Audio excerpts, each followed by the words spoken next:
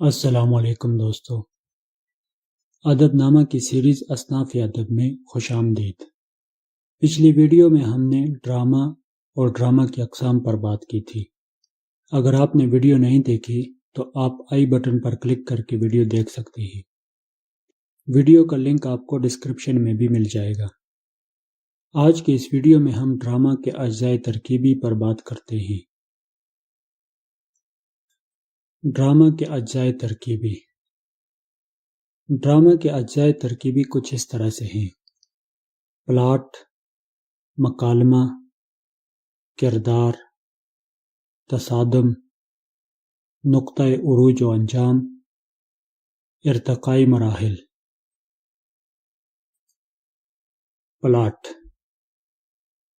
Plot قصے کو ترتیب دینے کا نام ہے۔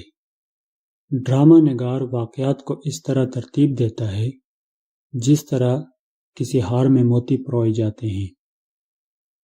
واقعات میں منطقی تسلسل ہونا چاہیے، یعنی ایک کے بعد دوسرا واقعہ بالکل فطری معلوم ہونا چاہیے۔ اگر واقعات ایک دوسرے میں پیوست ہوں گے تو ڈرامے کا پلاٹ مربوط کہلائے گا، لیکن اگر واقعات کا ایک دوسرے سے منطقی ربط نہیں ہوگا تو ڈرامے کا پلاٹ ڈھیلا ڈالا ہوگا، جو کہ ڈرامے کی ایک خامی تسلیم کی جائے گی۔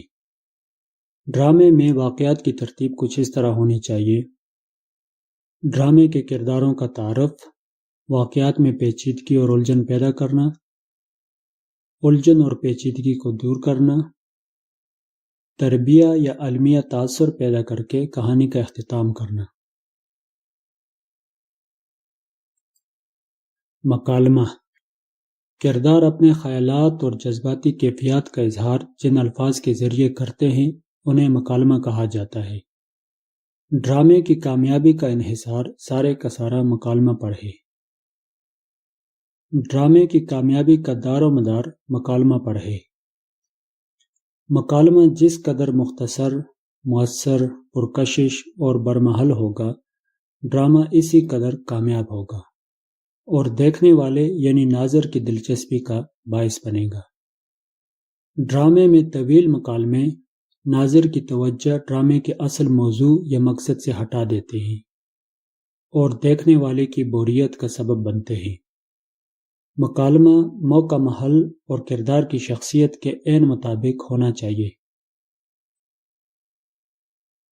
کردار: ڈرامے میں جو افراد کہانی کے کرداروں کی نقل سٹیج پر آ کر کرتے ہیں انہیں ڈرامے کا کردار کہا جاتا ہے۔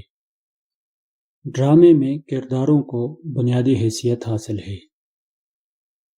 کرداروں کی گفتگو، ان کے حرکات و سکنات اور ان کے چہرے کے تاثرات سے ہی ڈرامے کی کہانی تکمیل کے مراحل طے کرتی ہے۔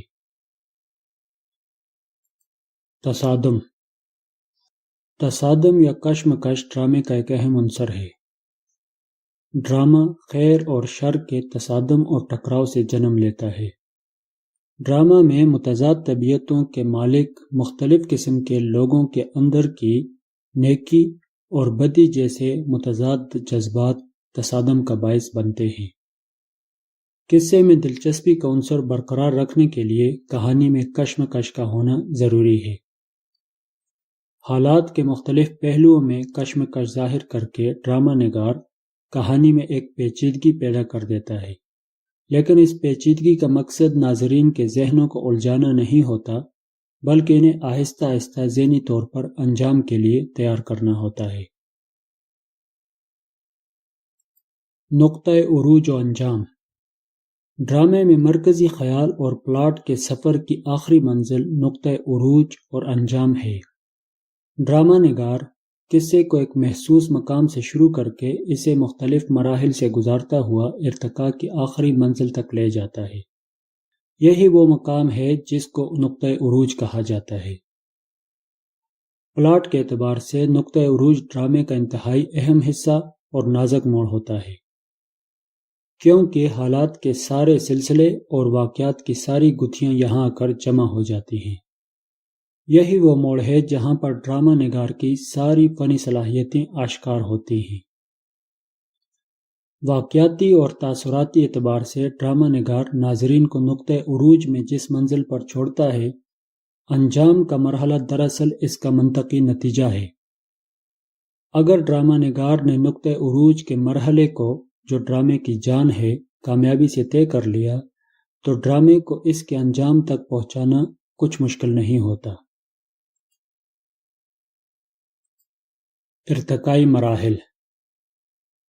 ڈرامہ عموماً درج ذیل ارتقائی مراحل طے کرتا ہے۔ ڈرامے کا آغاز، لمحہ بلمحہ پیچیدگیاں اور الجھنوں میں دھیرے دھیرے سلجھاؤ کی صورت اور تصادم میں کمی، آخر میں ایک خاص مقام پر تصادم کا خاتمہ۔